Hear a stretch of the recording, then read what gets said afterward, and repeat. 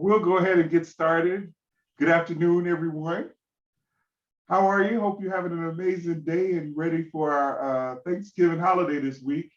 My name is Reggie Hammond, and I'm with Your Crescendo, and I'm excited to be hosting on behalf of the Metro Atlanta Land Bank our webinar series. And this series is really continuing a really exciting series that we've had with a number of our partners. And so this week's webinar will focus on and feature our partner spotlight with featuring the Atlanta Police Foundation.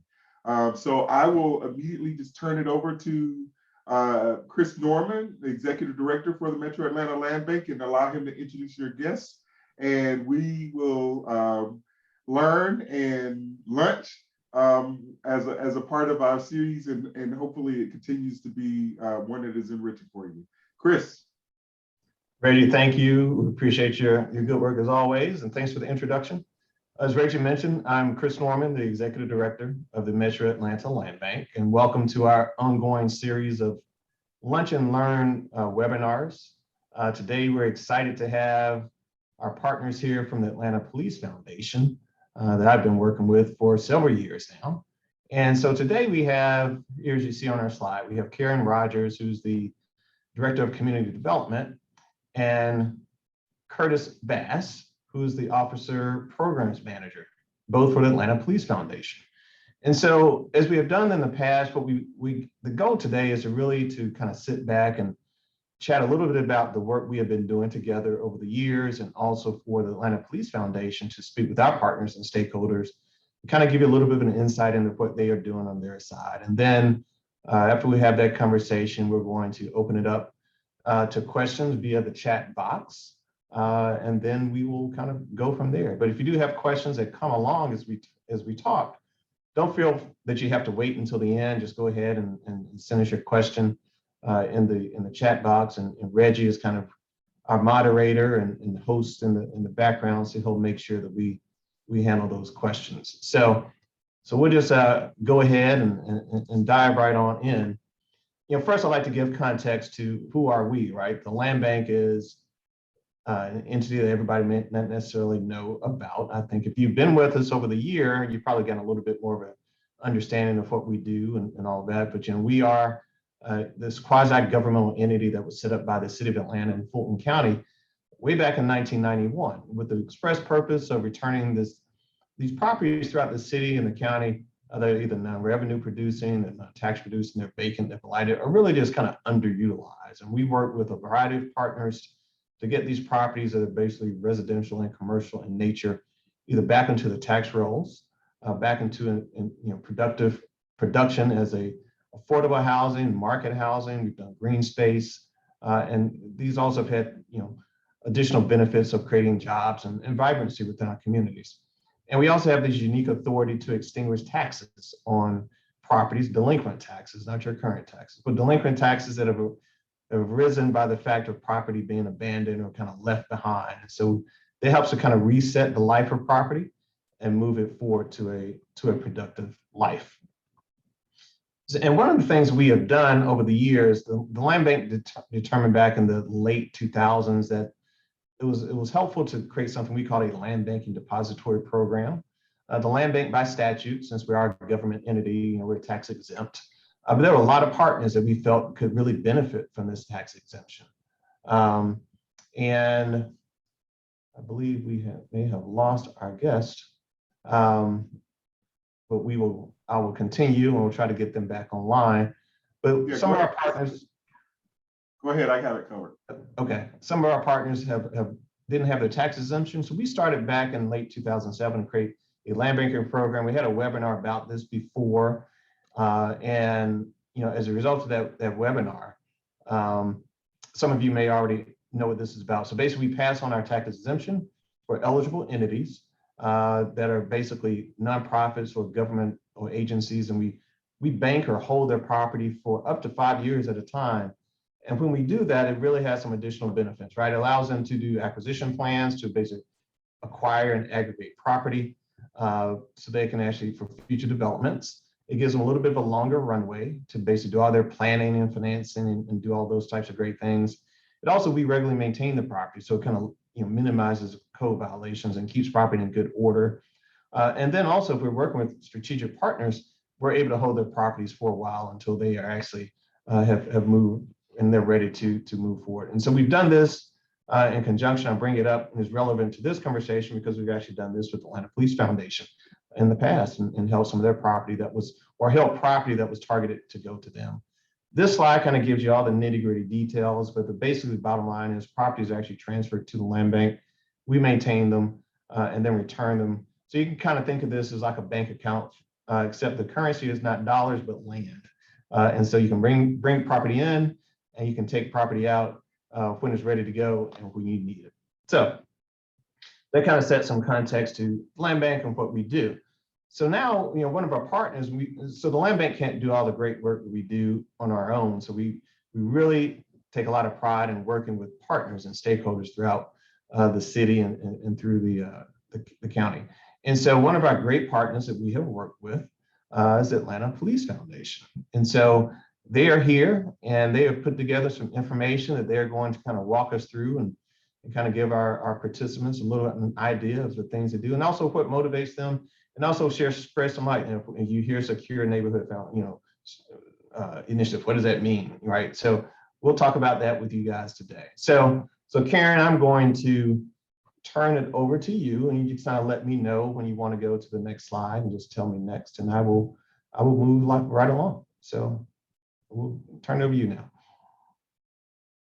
And you're muted, Karen. So sorry. All right, thank you. There you go. For the introduction. We really appreciate the invitation to share.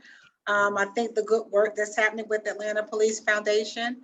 The one thing I want to say before we go to the slides, it has been a very critical component of us being able to manage these projects and working with the Metro Atlanta Land Bank Authority. The pre-development work and the visioning out of what do you want to do and how do we get there. The Metro Atlanta Land Bank Authority, yes, the land banking is important, but you guys have been a sounding board for us to be able to start our initial project and continue the projects on. So the next slide. So for those who don't know who we are, the Atlanta Police Foundation works very, very closely with the city of Atlanta and of course the Atlanta Police Department. We don't want to consider ourselves a nonprofit for the police department. However, we try to work with them in strategic planning mainly. And with that does sometimes comes funding opportunities, but they are busy trying to keep the city safe, 911 calls, etc. So we are that strategic arm to work with public and private partnerships to help support the bigger goal of making Atlanta the safest and largest city in the nation. Next slide. So our partnership came about through an initiative that we have called Secure Neighborhoods. And this program provides a unique opportunity for officers to become homeowners, and also there are opportunities for officers to become, they rent properties. We hear that cross nations, officers don't live in the city, et cetera, et cetera. We have, I'm gonna say about 10% of the workforce that do reside in the city of Atlanta. But we knew even before working with that number and just kind of surveying folks wanted to come live in the city. They just didn't know where. They know where they work, etc. So we've become that, again, strategic arm and helping officers with those type of opportunities. So qualified officers and recruits, because some of them are renters as well. We want them to serve as neighborhood ambassadors, bridging our relationships between the community, businesses. We want those relationships to really build. And we also, in some instances, coming in and out of your house in a uniform, coming in and out of your house if you have a marked police vehicle, coming in of your house if you're checking on your area in a police vehicle, become a crime deterrent in neighborhoods. People just want to feel safe, but mainly we need those relationships to be there. They just happen to be people that are law enforcement is their career choice. Next slide. So one of our current projects that we're working on, Unity Place Recruit Housing. This property is in English Avenue. It has been abandoned, I want to say maybe 20 years plus. It was plenty of time prior to me coming. It was always a nuisance property. But Land Bank, through the land banking program, kept it closed, clearing closed. You know, let's keep it at least controlled. But people can hop the fence and do those types of things, but not so much as that. The property was in a secure place. It was driving by this particular place for over 20 years, and it was just an eyesore.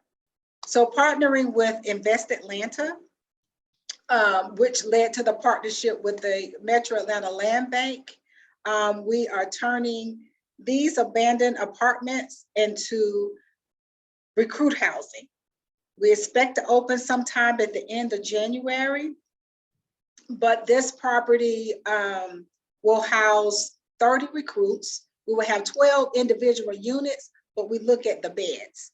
So we'll have 30 beds for recruits. We're looking at an average median income of 45%, which I think is a good deal. These recruits will come in furnished, all-inclusive, utilities, everything. We've just had so many instances, many instances where people can come from New York, Chicago, or whatever. They'll get online, find the perfect set of apartments via online, and get to a particular area, and it's nothing that they thought of. So we've had to get people out of leases. You know, recruits have been sleeping in cars in some instances, and you can't train properly if you worried about housing. So we said, let's do a pilot with our partners, Metro Atlanta Land Bank and Invest Atlanta. Let's do a pilot and see how it goes. We've got a waiting list now, and we hadn't even opened. So we know we've got to do more. Next slide. Our very first project, and I'm very proud of this because at the time I worked for the city of Atlanta. So I was in the Department of Community Development, and watched this thing come from beginning now to end when I moved to the other side with the officer moving in. But it was in Edgewood. Edgewood at the time was a transitional neighborhood. Every street was not so good in Edgewood. And on this particular block, we were able to take this home that was banked and get it renovated. We chose the perfect officer, and I will let Curtis talk a little bit about how do you choose people to move into neighborhoods. But even today, and I believe this was 2016 when he moved in, he's no longer with the Atlanta Police Department. He's now an attorney, but he's still very active in the Edgewood community, and he's still very active in making sure that Zone 6 is engaged. So that property is settled, but it was a former drug house before the partnership happened. And these are the types of things, one home at a time, when you say one block at a time, one statement at a time, to try to find some stability, because once you stabilize that, the street begins to stabilize because things move somewhere else. We really want to move them completely out of the city of Atlanta with bad behavior. But this was our first project. It was a success.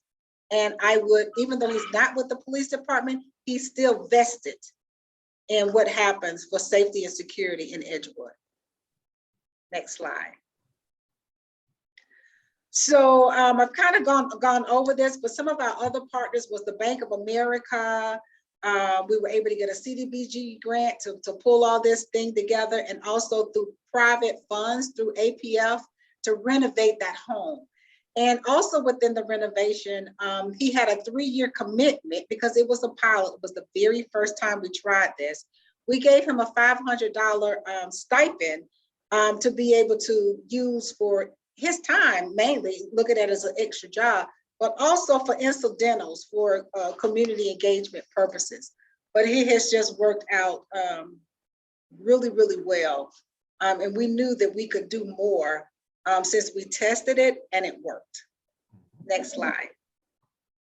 So now I'm going to turn it over to my coworker, Curtis, who manages, how do we select these officers? She'll get into details about that. Okay, great. And I'm just so excited to be a part of this, this conversation. And I've learned a lot from this lady right here.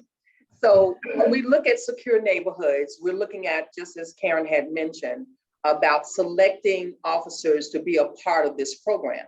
So the first thing we do is, and what created by Karen, you see a flow chart there in front of you. And we're gonna go around clockwise in a sequence of steps that lead our officer to their first home. Maybe not their first home, but to home ownership within the areas that we've been working in. So first of all, we have an application, and this application they completed, and this is because they've heard about the program. They've seen the homes go up. They've seen how these officers that are in the homes are really working in the community. So this is really a part of their commitment back to their community, as it is a commitment to from us to them, and working with the land bank and, you know, getting these properties. So they have to complete their application, and there are a lot of different pieces to it. And it's not just an application. They have to, you know, provide recommendation letters from their command staff. They have to give us histories of their training and, you know, some of their activities there on the police force. So it's not a simple process, but it shows commitment because they have the opportunity to gather all of their information and then submit it. Then we move to step 2. This is once I've gathered all of their application parts, I send it back to APD because we want APD to know these are some of your officers who are interested in being a part of this program, because it's primarily home ownership, but it also encompasses their commitment to being a part of, like we said, making Atlanta a safer city. So we need that commitment from them, as well as we're committed to them to put them in a very nice home. So we go through step 2 where APD says, yes, you know, I've worked with this person, I've worked with this officer, I think this would be a good fit. Then we move into what we call the review board. The review board is made up of members of APD, APF, as well as community leaders. And we're working toward making this more of a community so that everybody has a part of this. Because it's my understanding, as we moved into the communities, we've engaged with the communities. And that's what Karen is all about, is making sure that the community is aware of what we're doing. We're not just moving into your neighborhood, taking over. That's not what this is about. We want to become a part of your community. Once we go through the review board and just asking them some questions about, you know, what do you know about this part of the community? What do you know about working with the youth? Because that's a part of our, I call it the 3-legged stool: community engagement, working with our youth, and of course, as you were also mentioning, Chris, about what's going on in the neighborhood, code enforcement. We want to make sure that you're building up the community and not allowing it to be torn down. So once they go through the review board, we move on to step 4, which is where they go off and make sure that they're ready financially to be a part of what's going on.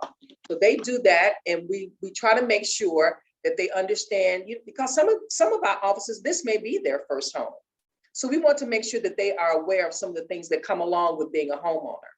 And so they go through a financial process. We have another partnership within APD where they have an organization that works with our officers regarding becoming financially ready. Once they finish with that, or just as they're coming out of becoming financially ready, they start working with me as well as the commander from one of the units, COPS units, which is community-oriented policing. See, we're trying to make sure all the dots are connected and it all goes back to community, all right? So we get with them and we start looking at how do we want them to know what we're looking for in this officer that's in our community. And it's engaging with the vendors in the area, it's engaging with business owners, making sure you know what's happening 3 doors down from you, even though this may not be an officer, making sure you're aware that you haven't seen Miss Jones come out of her house for a couple of days, things of that nature. In other words, you are really a part of the community. Then we start getting more engaged with Karen and her organization with community engagement. She makes sure, Curtis, this is going on. You know, we're about to do a whole new a project over here in this park. I need the officers. And then I'm going, okay, Miss Karen needs you. So we've been working hand in hand in making sure that they understand not only are you a homeowner, but you are a member of the community. And there was something that came from one of our other teammates, that's the program manager for our youth centers. He said that this is community engagement through the lens of an officer. You're still a member of the community, but we know that you know what to look for. You know what to do if you see something that's not quite right. So that's what we try to engage all of that under secure neighborhoods. And then finally, we celebrate them. We celebrate them as they become homeowners. We want them to know we are as excited about this as they are. So let's look at the next slide.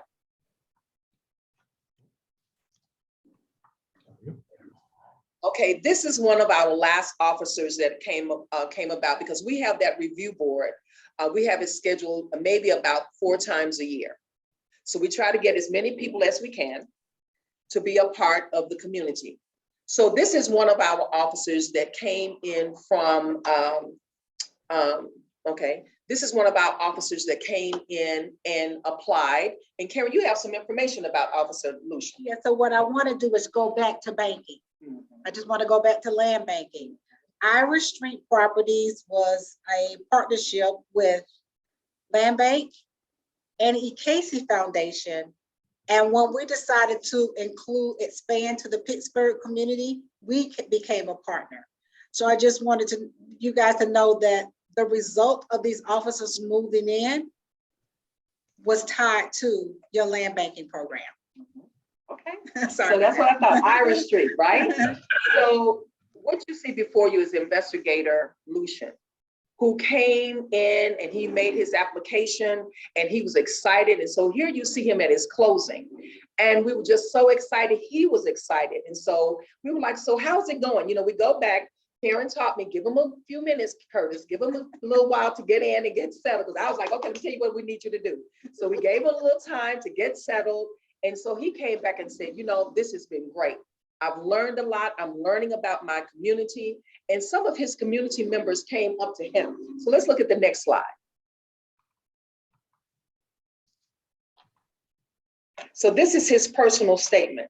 So he shared with us that the overall experience has been good while I settle into my new home. He said participation in the neighborhood meetings, because that's something very key. A part of the land bank, because you guys know where these communities are, you know where these parcels of land are. And we wanted to make sure that they know that we're there to be a part of the community. So one of the first things that we try to make sure of, do you know when your MPU meeting is? Do you know when your community meeting is? So they're on the schedule, and Investigator Lucian jumped right in. He was on the call. I kind of peeked in that day and he was sitting right there and they told me, yes, Ms. Bass. He introduced himself. So I was really excited about that. So this is what he said. The neighbors in and out of the community seem to appreciate our presence and the input we have from our perspective and experience. He's almost my poster. I think I'm going to make him my poster officer. Okay. All right, let's go to the next slide. So on the other, and down the street on the corner is another Irish Street property. Now this property, you know, we were like, I think that some of these were refurbs or they kind of worked through, you know, and there was a lot of, Karen took me over, so I got a chance to see it in this before state. And now it is beautiful. So here you see Officer Reyes, one of our newer officers, and this is what he said, I am a first-time homeowner. He was very excited. You see him here at his closing, and he was quite excited about this opportunity. And he's been working to engage with the communities, because guess what? He found out that the bus stop is right there at his corner. So he has the opportunity to engage with the young people at the start of their day. And he has impressed me because he told me about the fact that there was a bus stop there. We didn't know anything about that. So those are the parts that make it's so gratifying to know that we put the right person in there. And this was the right property to have an effect on the community. So let's look at his statement. Next slide. Here he is in front of his home. And he said, this has been a great start for me and my family, as this is our first home, the first time. So he has a wife, And I think he has, is it 2 kids or one? He has 2. So we've just been so excited about the fact that this has become a family home, okay? And they are an integral part, again, of the community. Next slide. Okay. Well, outstanding. That was a great conversation and great overview. I think you can see why you guys are excited about this. You see why we've been excited working with you over the years. And as you pointed out, a lot of these properties, this transitional life starts, 5, 6, 7 years in advance to get to where it is now. So we're happy to play our part as a land bank to try to be patient landowners, hold this stuff, kind of work through getting it right, finding the right partners, get it redeveloped, and then getting it back online. So this is outstanding work on your part. So I think, so now we're at the point where we are going to, entertain some questions from the audience. So you see here, there's a chat box. Please feel free to drop your questions into the Q&A box there, and then we will make sure to get your questions answered. So everything is open for conversation and that's relevant. So just drop it in there and we'll go from there. So we do have a question from Terry Ross. He wants to know, will engagement include neighborhood, civic organizations, and NPU? The answer is absolutely yes. It is a non-starter. It is on every stage of the questionnaire. When you fill in the blanks to want to become a homeowner, it's a question with command staff when they do their preview. And then there have been some that the command staff or the APD team that looks at the application, even before it comes back to us, they said they're not ready and we're not recommending them. But that doesn't mean it's a hard no. What it does mean, we need to work with you in understanding your responsibility in civic engagement. And so that's real important. And so for these officers, their first neighborhood meeting was in, what is this, November? I've got so many projects here. August, I think, August, September. They introduced themselves and, took questions and answers from the Pittsburgh community. But what kind of touched me was they did a circle of prayer around the officers after some real open and honest conversation. But being involved in the community, it's non-negotiable. And you got to be the right person to want to do that. Because you know what? It's not just a community meeting. Somebody's going to come for personal help. And it's going to be a whole lot of different scenarios. And we're seeing that already. They participate a lot at the at Promise Center. And just on Thursday or Friday, we did our first Thanksgiving dinner, and their servers were the officers that lived in the neighborhood with a little help from Curtis and I to make sure they didn't spill it. But it was well received by the kids. And in any given time, you may see officers coming in and play video games or pool or whatever with the kids, but now they're asking for them. Yes. It's not the officers having to come, they're being asked for some reason to show up for whatever reason. So the answer to that question is absolutely yes. Excellent. Thanks for that feedback. During your presentation, you were talking about the property you did in Erickson, and it reminded me of what was going on there. Across the street, there was some potential questionable activity. Mm-hmm. And while we had the house under construction, they would come out every day and look and see what is going on there. And I think, so once we finally closed that house, that questionable activity left. And so I think it just speaks. So as we bring each one of these houses back online and we partner with you guys, and it does bring that sense of security and comfort to the neighborhood. I just thought that was I was thinking back on that time when we were going through that whole process. No, Chris, it wasn't questionable. It was a real thing. There was a market across the street from his house. Very profitable market. Right, yes, put them out of business. That's just one of the things you'll find with the recruit housing that's going up, Unity Place. Because now we have neighbors who they are invested in it so that they are helping, if they see some questionable activity around the construction, they're letting our officers in the neighborhood know. They're getting with Ms. Karen. They're making sure because they feel a sense of confidence and, as you say, security and engagement with what's going on their property at Unity Place. Excellent. And I think that's part of the theme of, everybody has to work together to make all these things work, right? Right. Has to work with the Police Foundation, has to work with Invest Atlanta, has to work with Casey, has to work with the police department. Everybody has to work together to get where we want to be. So this is, I think, a great example of how the system can come together to work. So we're excited to continue this. There is a question here regarding land bank and basically how our properties move and how we get them out.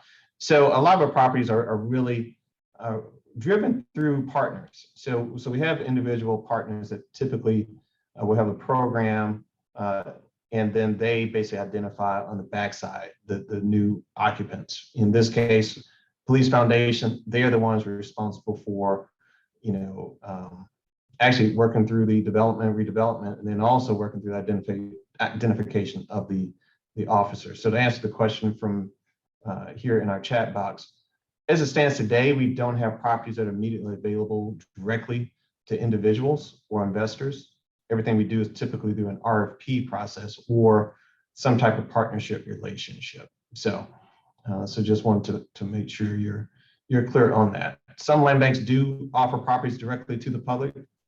We have not done that just yet. But we are going to do an RFP soon for new developers / investors that might be interested in working for us. So NJ, I would say look out for that on our website, and we invite you to apply.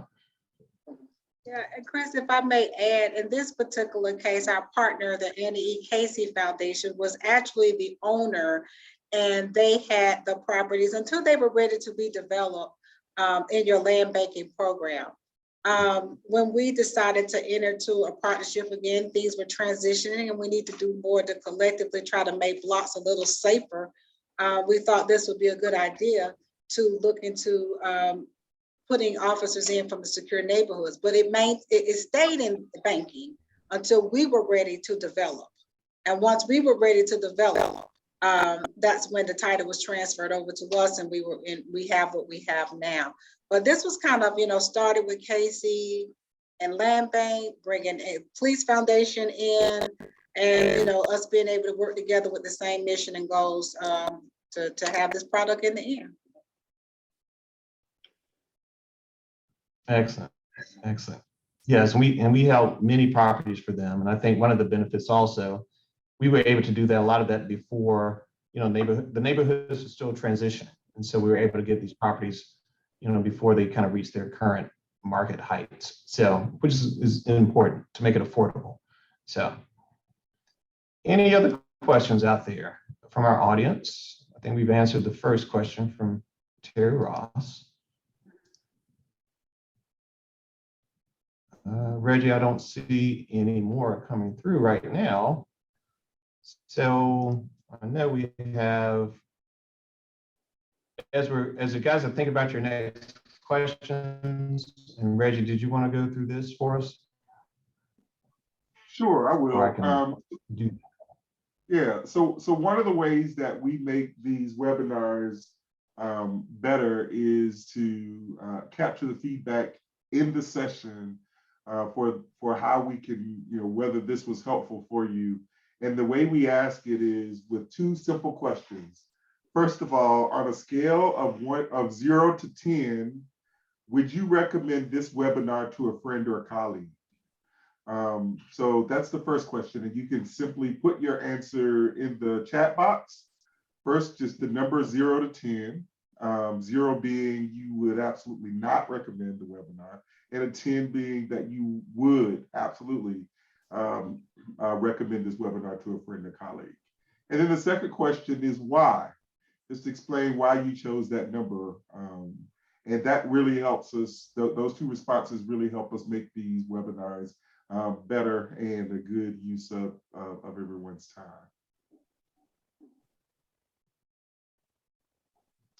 And if there are any other questions, maybe I thank Chris and our guests from Atlanta Police Foundation for making this compelling and brief time. We wanted we very much when we designed this series, we wanted you to be able to get in, get out, and get good information, and I think we've been able to achieve that today, so that you can take this in while you have a quick lunch. And so we really wanted to have that the content be the first 30 minutes, and then if there's any other questions, we are okay to be here until 1 o'clock if there are additional questions. But if there aren't any, then we will get you back to your day. There is a question there in the chat. Oh no, actually that's not a question, that's a response. So that's a response to our survey. So I think we may have exhausted the questions that we've been asked. If there are any others, you can put them in either place, either the Q&A or the chat, and we'll respond to them. Excellent. Well, I want to just say thanks so much for Curtis and Karen for coordinating with us and participating. I know you have a busy schedule and you're actually in the process of doing good work today. And so we appreciate you finding a comfortable place to kind of join us and talk to us. And again, we know that we have many more projects in front of us, and actually we're working on a few as we speak right now. So guys, the work continues out there, and just know that the Land Bank and the Police Foundation continue to be good partners to one another. So Yes. Excellent. All right, well, Reggie, I don't think we have any new questions coming up in front of us, and everybody, you see our information in case something dawns on you want to reach out to us after the fact. You have this here. And, again, thank you for continuing to support the work and in this webinar series. So we really appreciate you taking time for your busy day to join us. And, happy Thanksgiving to everyone as they go and do what you're going to do this week. And so be safe out there and all of that. So Curtis and Karen, I don't know if you want to say anything as we get ready to wrap up. Just thank you for the opportunity kind of to tell our story, another side of the work that the Police Foundation does. And Curtis and our space, we just want our officers to be good neighbors and be a resource in the community, tying in, where they live to where they work, and work on this big relationship building conversation that will continue for some time now. So thank you for allowing us the time. All right, thank you very much. All right, Reggie, so we'll let you land this plane for us. Well, absolutely. Thank you, Chris, and thank you, our guests. We really enjoyed this webinar. As one that's kind of seeing this through, this has been a great one to end our series on. And for all of our attendees to this webinar, we will definitely share a recording of this webinar on our social media channels. I'm sure that all of you follow us on all the channels, and we'll see those when we share them. And if you want to share either this or any of the other webinars that we've hosted, those are also on the website. So, but if you for some reason can't find them, just respond to the correspondence that you got to invite you to this one, and we'll make sure that we get them to you. And with that, I'll say happy Thanksgiving. Everyone have a joyous and safe week, and we look forward to our next opportunity to connect with you with regard to the work that the Metro Atlanta Land Bank and its partners are doing in our city and beyond. All right. Thank you. Thank you. All right. Thanks a lot.